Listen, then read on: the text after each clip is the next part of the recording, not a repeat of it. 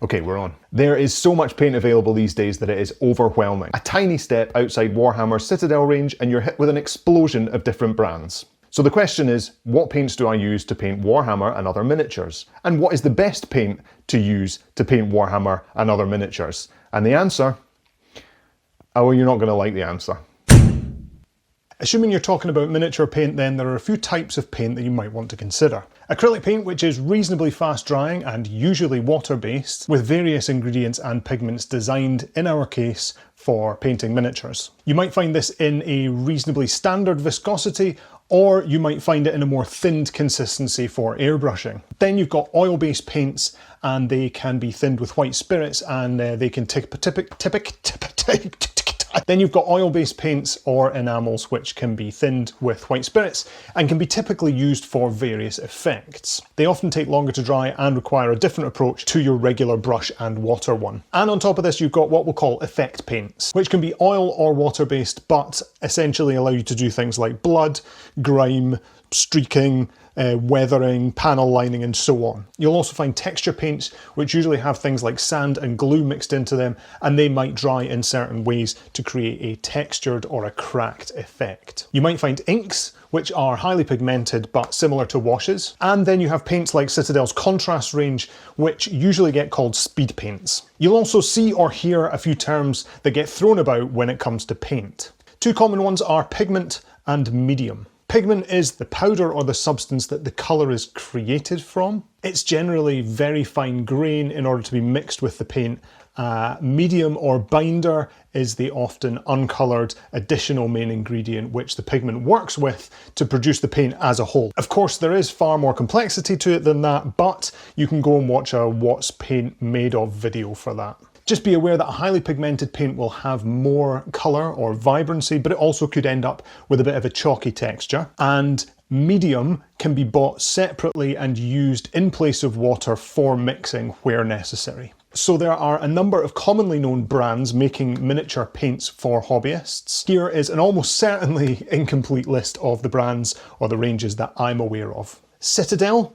This is Warhammer's brand, and they manufacture various types of paint. They have their regular base and layer paints, they have shades or washes, they have dry paints for dry brushing, airbrush paints, and then the contrast paints, and they also do special effect paints for blood and grime, as well as texture paints for basing.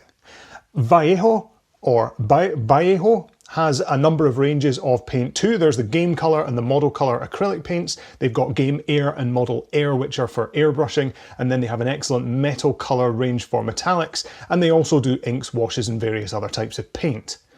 The Army Painter, now the Army Painter just released their War Paints Fanatic range and also have speed paints and airbrush paints. Two Thin Coats. Duncan Rhodes of Warhammer fame has released his own range called Two Thin Coats, which are pretty well matched to Citadel's range for comparison, and I've seen his white alleged to be one of the best going. AK Interactive have launched their third generation of acrylic paints and have some regular acrylics, some vibrant paints and some inks. AK also do enamel-based effects for rust and grime and that sort of thing, and generally they have a wide range of special effect paints aimed at the scale model and the diorama painters. Ammo by MIG. Now I believe Ammo was started by an ex-AK Interactive employee, but Ammo by MIG has a range of acrylics too. Then we've got Chimera, aimed at perhaps a more professional miniature painter. The Chimera paints are usually fairly highly pigmented. Pro Acryl, made by family run and universally liked people, Monument Hobbies. Pro Acryl is their range of paints which are often touted as a strong contender for best paint. They're also mostly highly pigmented. Privateer Press's P3 range are acrylics for painting minis, and I believe they have some of the best yellows going. As of the time of filming this, they're on the verge of re-releasing their P3 range, which they claim is going to be excellent for wet blending, and their metallics are actually tinted flakes as opposed to silver flakes and tinted medium, so that's going to be worth a peek. Green Stuff World makes various paints, including colour shift paints, some great fluorescents, and various other acrylics, and their liquid pigment paints are actually really good. Badger make primarily airbrush paints, I believe, but their Style and Res primer is often considered to be one of the best. Instar make a small range of paints but encourages mixing in their approach. And then you've got Tamiya and Humbrol. Tamiya are aimed at more the scale model painter side of things, but they have a range of acrylics and enamel paints. And then Humbrol, much like Tamiya, are also aimed at the kind of aircraft, tank and scale model market, but again, they offer both acrylic and enamel paints. There will of course be many other brands doing special things such as Villainy Inks, Dark Star, Mr. Hobby and so on, but at least now you have an idea of the vastness of options that you have at your fingertips. But what are the best paints? Well, maybe you've skipped to this bit just to get the juicy information. Maybe you've been watching from the start, but I told you you were going to hate the answer to this question. And the answer to what is the best paint for miniatures, well, the best paint is the paint that you feel most comfortable using.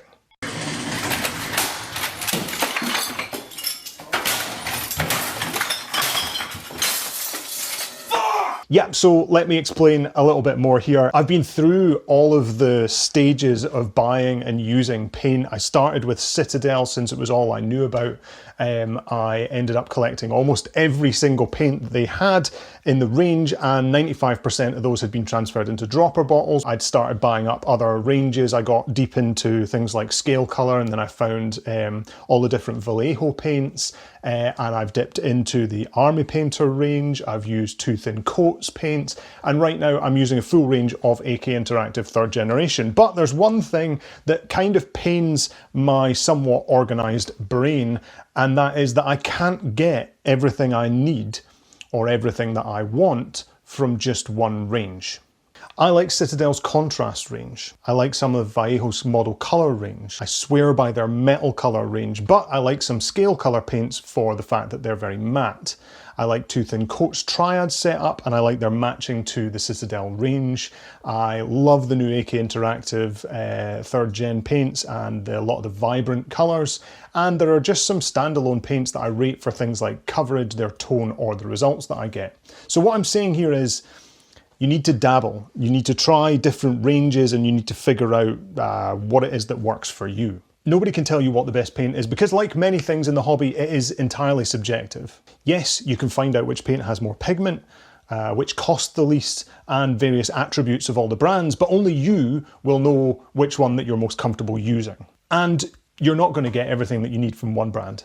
I think it helps to know what's out there and what your options are, but provided you're well informed, then it's going to be down to you and your desired painting style, your budget, the space that you've got available, and everything else that makes this a completely unique choice. So there we go. I imagine you're disappointed. Sorry about that. If you want to have a go at me for being facetious in my videos, then please crack on. As long as you like the video and subscribe, which is free, then I don't mind a bit of healthy discussion. I'd really like to find out what your favourite paint range is, or if there are any specific paints that you really, really like using. And that's it. Thank you very much for watching, folks. I'll see you next time on Alex Paints. Paint more miniatures. Alex Paints.